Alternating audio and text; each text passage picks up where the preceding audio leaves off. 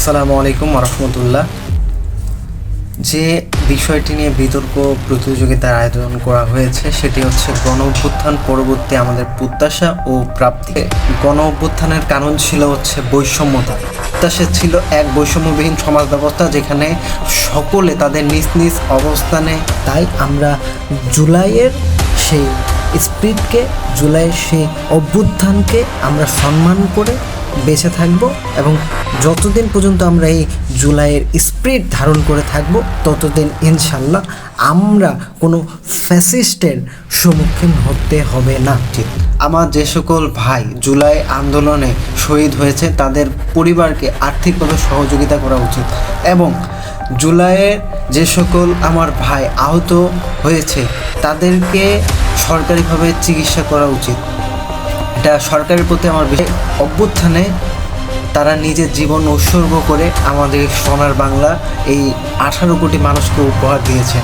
তারা জীবনে একটা কৃতজ্ঞতা ভাব থাকে, কিন্তু আমরা সেই কৃতজ্ঞতা ভাব ভুলে গিয়ে বর্তমানে যে পরিস্থিতি চলছে, চাঁদাবাজি, ধর্ষণ, গত 15 বছরে যেটা চলেছে, কিন্তু বর্তমানেও আমরা জুলাই গণ অভ্যুত্থানের পরে সেটা আমরা পাচ্ছি কেন?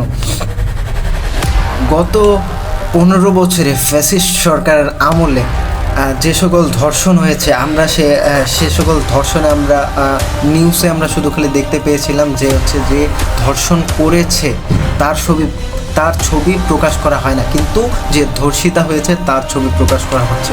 আদৌ কেন? আমরা কি সেই ফ্যাসিস্ট আমলের মধ্যে বসবাস করতেছি? বর্তমানেও আমরা দেখতে পাচ্ছি যে ধর্ষণের শিকার হচ্ছে কেন?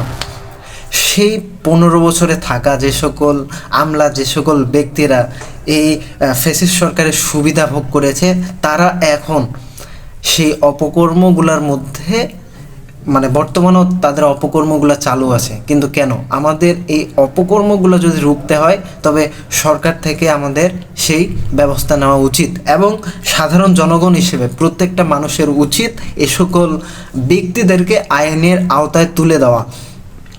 আর বাংলাদেশে ধর্ষণের শাস্তি রয়েছে একমাত্র হচ্ছে মৃত্যুদণ্ড, কিন্তু সেই মৃত্যুদণ্ড হচ্ছে না। গত 15 বছরে আমরা দেখতে পেয়েছিলাম ঢাকা ছাত্রলীগের নেতা এবং অন্যান্য জাহাঙ্গীরনগর বিশ্ববিদ্যালয় ছাত্রলীগের নেতা হোক এবং অন্যান্য যে সকল ছাত্রলীগের নেতা রয়েছে তারা ধর্ষণ করে সর্বোচ্চ আপনার 1 মাস থেকেছে, নয়তো বা কেউ এমনও রয়েছে, এমনও ছাত্রলীগের নেতা রয়েছে যে সে ধর্ষণ মামলায় আজকে জেলে গিয়ে 24 ঘন্টা হয়নি, কিন্তু তারা জেল থেকে ছেড়ে দেওয়া হয়েছে। কিন্তু বর্তমানে আমরা এক স্বাধীন সার্বভৌমত্ব বাংলাদেশ পেয়েছি, কিন্তু কেন এ সকল ধর্ষণকারীদের বিচার করা হচ্ছে না? এটা আমার সরকারের কাছে প্রশ্ন। এবং কেন আমরা সেই যে স্বাধীনতা আমরা চেয়েছিলাম সেই স্বাধীনতা আমরা পাচ্ছি না? বর্তমানে কথা বলতে গেলে সন্ত্রাসীদের হামলার শিকার হতে হচ্ছে।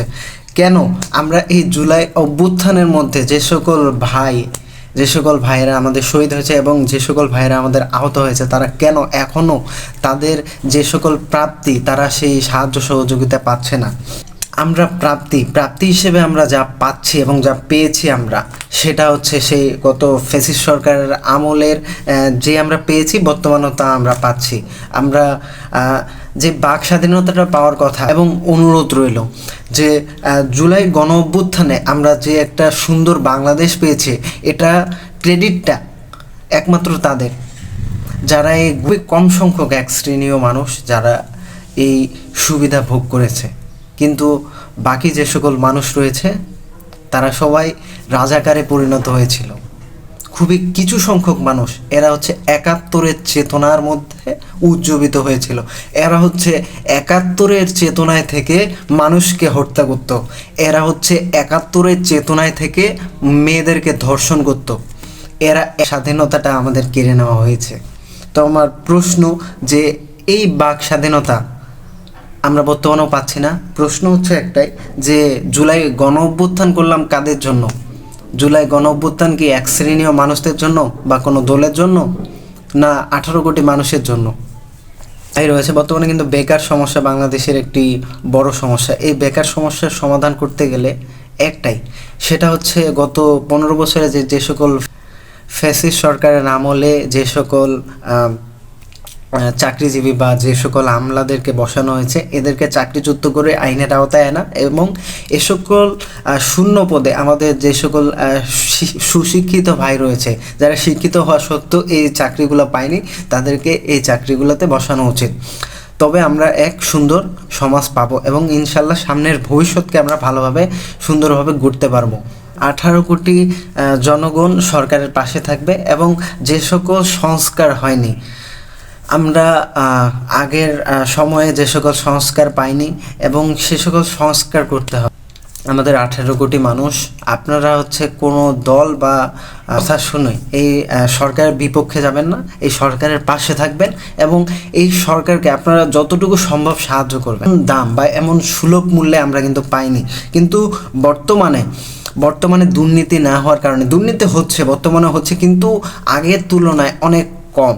সেটা যাতে আরও কমে যাতে নেমে আসে, সেটা যাতে বাড়তে না পারে, আমরা সেই দিকে আমাদের খেয়াল রাখতে হবে এবং আমাদের সরকারকে যথাসম্ভব সহযোগিতা করতে হবে। আপনারা যদি প্রত্যেকে যদি সহযোগিতা না করেন সরকারের একার পক্ষে এই স্বাধীনতাটাকে ধরে রাখা সম্ভব না। অর্জন করা খুব সহজ, কিন্তু স্বাধীনতাটাকে ধরে রাখা খুব কঠিন। ৭১-এর চেতনায় থেকে অন্যর মাল ছিনতাই করত, অন্যর বাড়িতে ডাকাতি করত, এরাই ছিল মূলত ৭১-এর চিন্তাবিদ। আর বাকি যে সকল মানুষ ছিল তারা হচ্ছে সবাই রাজাকার হয়ে গিয়েছিল। কোনো শ্রেণীর মানুষ যেন বৈষম্যের শিকার না হয় আমরা সেটাই চেয়েছিলাম। সকল সামরিক এবং বেসামরিক যে সকল বাহিনী রয়েছে তারা জনগণের সেবায় নিজেকে নিয়োজিত রাখবে।